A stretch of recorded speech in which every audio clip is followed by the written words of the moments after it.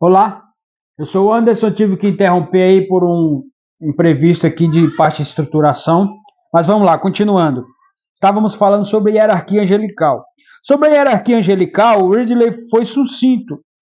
As escrituras não falam do assunto. Ambrose elogiou a sabedoria daqueles que evitam tais controvérsias inúteis e, em vez disso, preferiram apresentar apenas aquelas coisas que favoreciam a verdadeira fé em Cristo.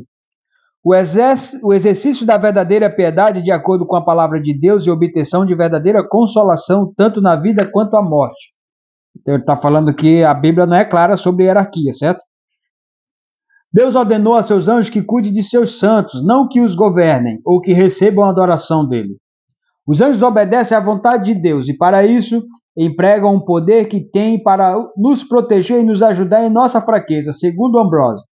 Eles te acompanharão, irão diante de ti, te servirão, te seguirão, tal como a sombra segue o corpo. Salmo 91.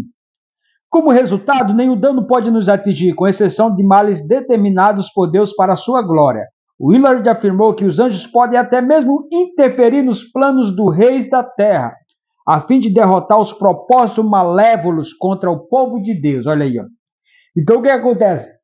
Os anjos têm uma certa autonomia no tocante como um tipo de proteção que já foi outorgada a ele, um tipo de atribuição. Por exemplo, Deus atribuiu a ele, olha, cuida do meu povo, não deixa que tal mal até tal ponto prevaleça.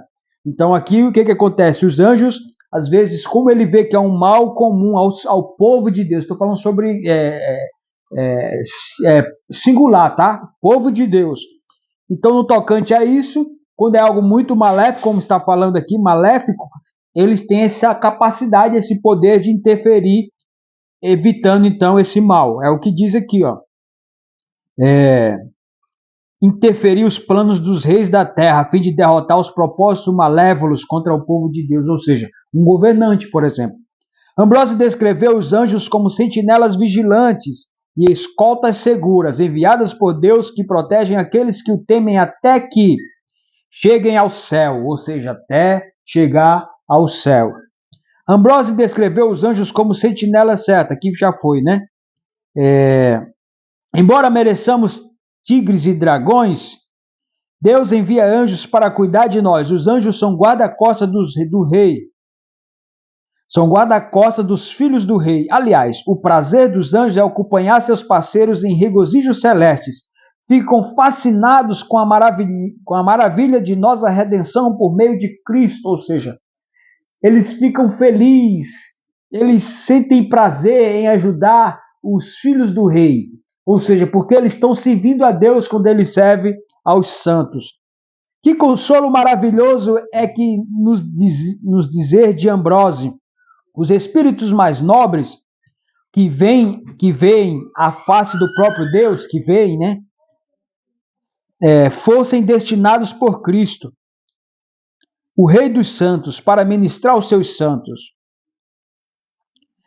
Quer o crente esteja numa viagem, Gênesis 24, quer numa guerra, Êxodo 23, quer sofrendo perseguição, 1 Reis 19, quer até mesmo condenado à morte, como Daniel e Atos dos Apóstolos. Ele pode ser encorajado por anjos que ministram as suas necessidades.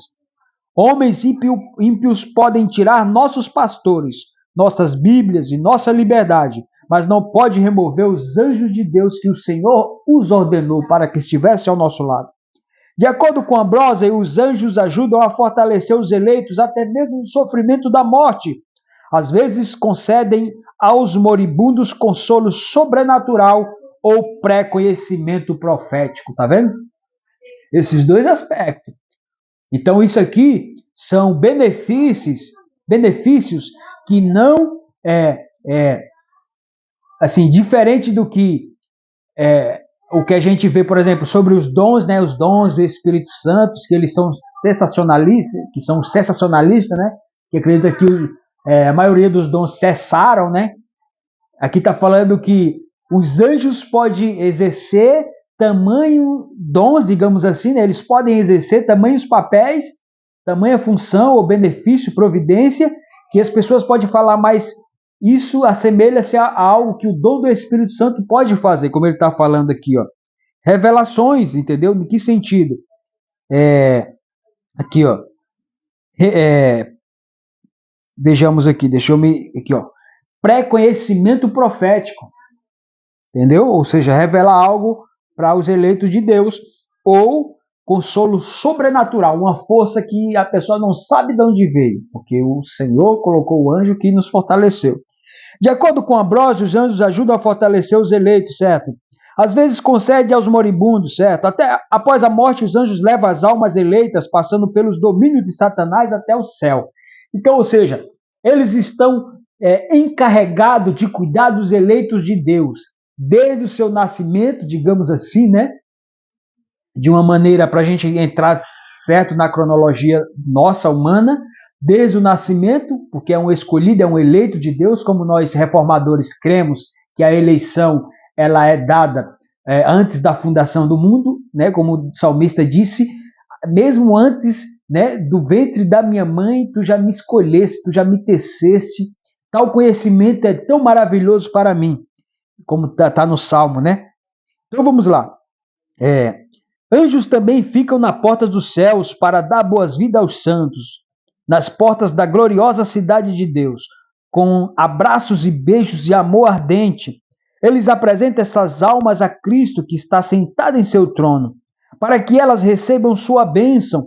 Os anjos se juntam à alma dos eleitos para adorar a Deus, seu Criador, e ao Cordeiro que foi morto. Olha só que tema grandioso, que assunto de tamanha relevância e que nos fortalece, que nos dá ânimo. Quando nós pensamos nesses benefícios, sério, meu irmão, sério, a alma da gente regozija. Nós percebemos quão grandes são os benefícios de estarmos em Cristo e nós possamos correr para Ele nessa hora. Deixemos para trás tudo aquilo que tão de perto nos rodeia e quer atrasar a nossa caminhada cristã, que quer embaraçar a nossa jornada. Que Deus assim nos abençoe, que essas palavras tragam conforto para o meu e o seu coração. Gostou desse vídeo? Deixa o seu like, que isso aqui é teologia puritana explicada. No próximo assunto vamos falar sobre a comunhão com os anjos. Pode parar, filha.